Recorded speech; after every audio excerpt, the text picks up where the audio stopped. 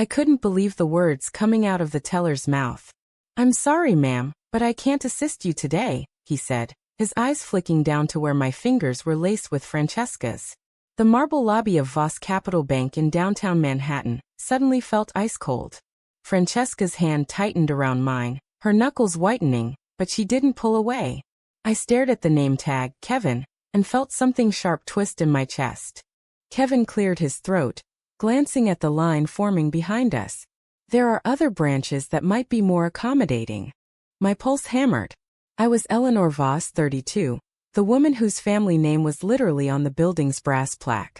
I had spent the last decade turning my grandfather's sleepy investment firm into a powerhouse, and today I was here to sign the final documents for the merger that would make Voss Capital the largest private bank on the East Coast. A merger Kevin's bosses had begged me to approve. Francesca leaned in, her voice barely a whisper. "Ellie, let's just go. It's not worth it." But it was worth it. Every second of the humiliation burned hotter, because I knew the truth he didn't. My signature was the only thing standing between his bank and a 9-figure deal. I straightened my shoulders, voice calm but edged with steel. "Call your manager." "Now." Kevin hesitated, then picked up the phone. While we waited, Francesca's thumb traced small circles on the back of my hand, the same gentle motion she used when we lay in bed on Sunday mornings, sunlight striping our sheets in her Brooklyn studio. I squeezed back, anchoring myself in that memory. The manager arrived in under a minute, a slick-suited man named Richard whose smile froze the instant he saw our joined hands. "Ms. Voss," he said, the name finally registering. His eyes darted between us. "There seems to have been a misunderstanding." "Misunderstanding," I repeated, loud enough for the entire lobby to hear. "Your employee just refused service because I'm holding my girlfriend's hand." A ripple of whispers spread through the queue. Phones came out. I could already see the headlines forming. Voss heiress publicly humiliated in family bank. My mother would have a stroke. My brother Marcus would call an emergency family council. And my father, God rest his soul, would roll over in his grave at the thought of the Voss name attached to anything less than perfect Catholic respectability. Richard ushered us into a private office, so fast I barely registered the movement. Francesca sat beside me, legs crossed, her dark curls falling like a shield. She was 28, an illustrator whose work hung in galleries from Soho to Seattle, and the only person who had ever made me feel safe enough to be completely myself. "I'm deeply sorry," Richard began, sliding the merger folder across the polished table. "Kevin will be disciplined. This is not how we treat our most valued clients." I didn't touch the folder. "Valued clients," I echoed. Interesting choice of words. Francesca's knee pressed against mine under the table, a silent plea. She hated scenes. Hated anything that could ripple outward and touch the fragile peace we had carved out in a city that still whispered about the Voss girl who never brought a man home. I signed the documents anyway. My hand didn't shake. The pen felt heavier than it should have. But I pressed my name across every page while Richard watched with visible relief. When it was done, I slid the folder back. "Tell Kevin his job is safe for now. But if I ever hear of another incident like this, the merger dies and your board will be looking for new leadership." We walked out of the bank into the sharp October wind. Francesca didn't let go of my hand until we reached the corner of Wall Street and Broad. Only then did she pull me into the shadow of a skyscraper and rest her forehead against mine.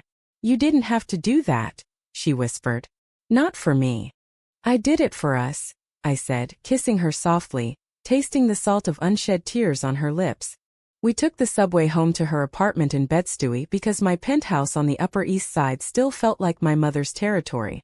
As the train rattled beneath the East River, I stared at our reflection in the dark window, two women in love, one in a tailored blazer, the other in paint-splattered jeans, and wondered how long we could keep pretending the world outside didn't exist.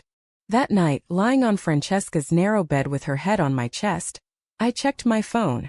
A text from my mother. "Dinner tomorrow. Important. Wear something appropriate." No emoji, no affection. Just the Voss command. Francesca saw the screen and sighed. "You're going to tell her eventually, right?" I didn't answer. Instead, I pulled her closer, breathing in the scent of turpentine and lavender that always clung to her skin. Tomorrow felt like a cliff edge, and I still didn't know if I would jump or let the family rope pull me back. The next evening I stood in the marble foyer of my mother's townhouse on 78th Street wearing the navy sheath dress she had approved via text. Francesca had kissed me goodbye at the subway entrance, her eyes full of quiet worry. "Call me when you're done," she said. "No matter how late." Inside, the dining room smelled of rosemary and old money. My mother, Cecilia Voss, presided at the head of the table in pearls and judgment. Marcus sat to her right, already loosening his tie. His wife Lydia scrolling through her phone with the detachment of someone who had married into the family for the name, not the drama. "Eleanor," my mother said, not rising. "You're late." "Traffic," I lied, taking my seat. Marcus poured wine without asking. "We heard about the bank incident." The glass froze halfway to my lips. "Heard? Richard called me personally," my mother said, cutting her steak with surgical precision. "He thought the family should know our daughter caused a scene. In our own bank." I set the glass down. "A scene? I was discriminated against in public." Cecilia's eyes flicked up, cold as the crystal chandelier. "You were holding hands with that girl.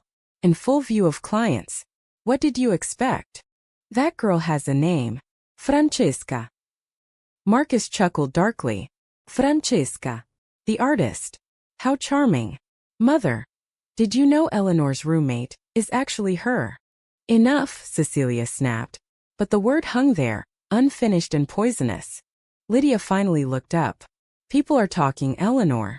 The merger is supposed to be announced next week. If word gets out that the face of Voss Capital is involved with another woman, the old money investors will pull out before the ink dries." I laughed, short and bitter. "The merger is already signed.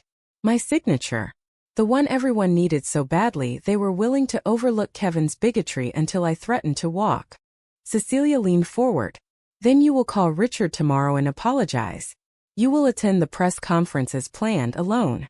And you will end whatever this is before it destroys everything your grandfather built." The room tilted. I gripped the edge of the table. "Destroy? I just saved the company." "You saved it by behaving like a Voss," my mother said. "Now act like one." I stood so fast the chair scraped. "I am a Voss. And I'm also in love with Francesca. If that's a problem, maybe the family name needs to evolve." Marcus's laugh was ugly. "Evolve? You sound like one of those protesters. This isn't California, Ellie. This is New York society. Our circle still sends wedding announcements to the Times, not girlfriend announcements." I left before dessert, the slam of the front door echoing like a gunshot. On the sidewalk I called Francesca. "Can I come over?" My voice cracked. She answered on the first ring. Doors unlocked. I made pasta. That night we ate on her couch with the TV muted, her head in my lap while I stroked her hair. "They know," I told her. "Not everything, but enough." Francesca sat up, eyes searching mine. "Then maybe it's time." "Time for what?" "To stop hiding." I wanted to say yes. The word was right there on my tongue. But the image of my mother's face, disappointed, betrayed, kept it locked. Instead I pulled Francesca into my arms and kissed her until the fear receded, if only for a few hours. The next morning my phone buzzed with a calendar invite from Marcus. Family emergency meeting. Noon. No excuses. The conference room at Voss Capital smelled of fresh coffee and desperation. Marcus had called in our Uncle Tony from Chicago and two cousins who sat like sentinels. My mother presided from the head of the table, a queen on her throne. I arrived in jeans and a leather jacket, defiant armor. Francesca had kissed me at the elevator and whispered, "You've got this." Marcus didn't waste time.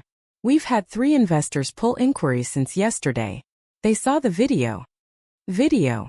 Someone slid a phone across the table. Grainy security footage from the bank lobby showed Kevin's sneer, my raised voice, Francesca's hand in mine. Someone had leaked it. The caption read, "Voss heiress throws tantrum over gay rights." Cecilia's voice was ice. "Fix this, Eleanor. Publicly. Today." I stared at the frozen image of Francesca's face. Brave, beautiful, terrified. Fix it how? By pretending I was there with a friend? By firing Kevin and pretending it never happened? Uncle Tony cleared his throat. The merger closes in 6 days. The board meets tomorrow. If you walk in there holding that girl's hand, we lose the Saudi partners. They're conservative. You know this. I laughed, the sound hollow. Conservative? Like us. Marcus slammed his palm on the table. This isn't about us. It's about the thousands of employees who depend on this deal. Your employees. Grow up. The words landed like punches. I looked at each face. People who had bounced me on their knees, taught me to ride a bike, celebrated every promotion, and saw only fear. Fear of what my truth would cost them. I need air, I said and walked out. In the hallway I called Francesca. They want me to choose. Her voice was steady. Then choose me. I wanted to.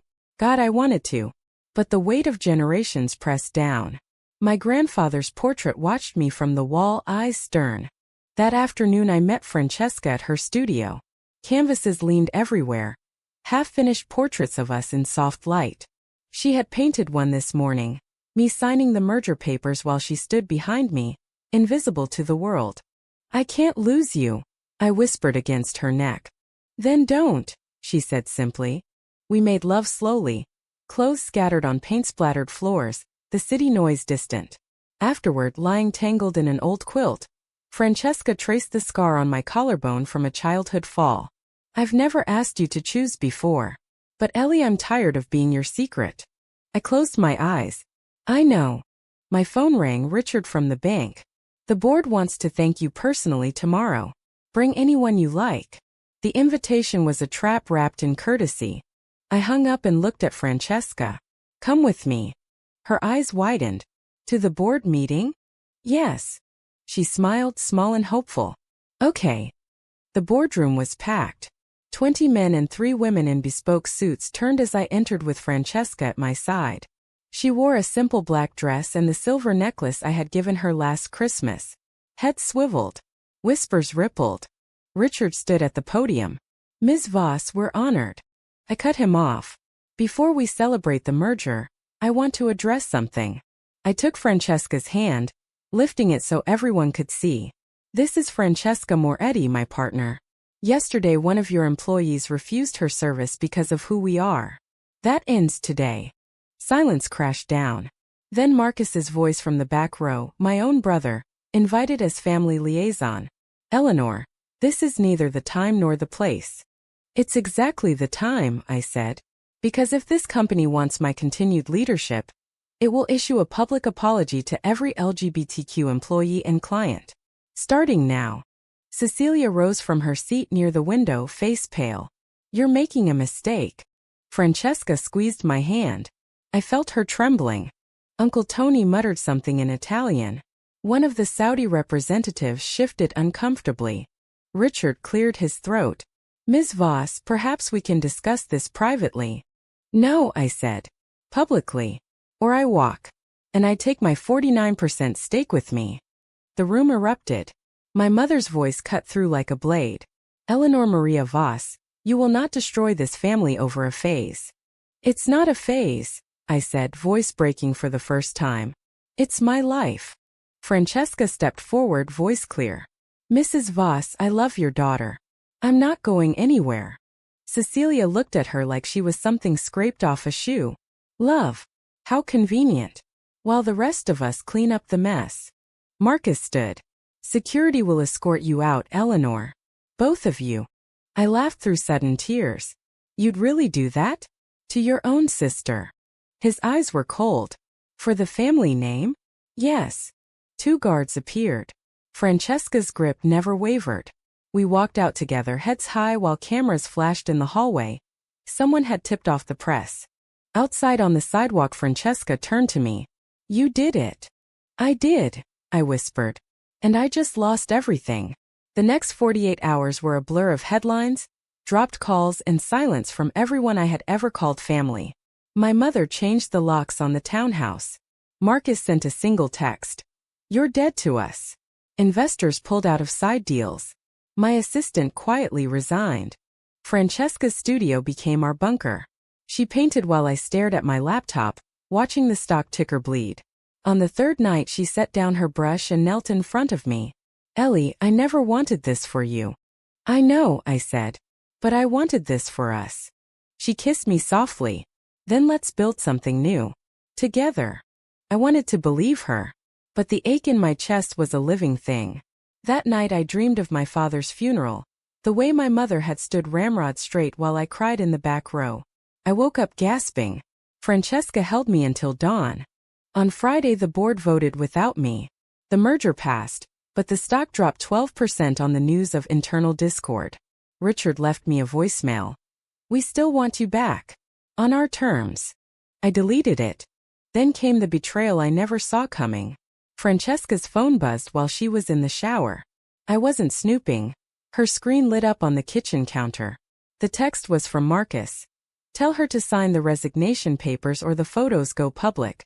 Your choice. Photos. Of us. Intimate ones from last summer at the Hamptons house I thought only we had visited. Marcus had hired someone. When Francesca stepped out in a towel, she saw my face and knew. Ellie. You knew. My voice was raw. She sank onto the couch. He approached me 2 weeks ago. Said if I convinced you to stay quiet, he'd leave us alone. I told him no. But he must have. You didn't tell me. I was protecting you. By lying. The word tasted like ash. Francesca reached for me. I stepped back.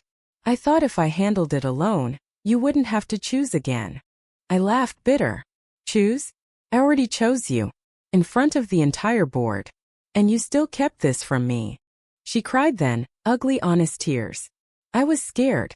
Your family is powerful. I'm just me. I wanted to stay angry.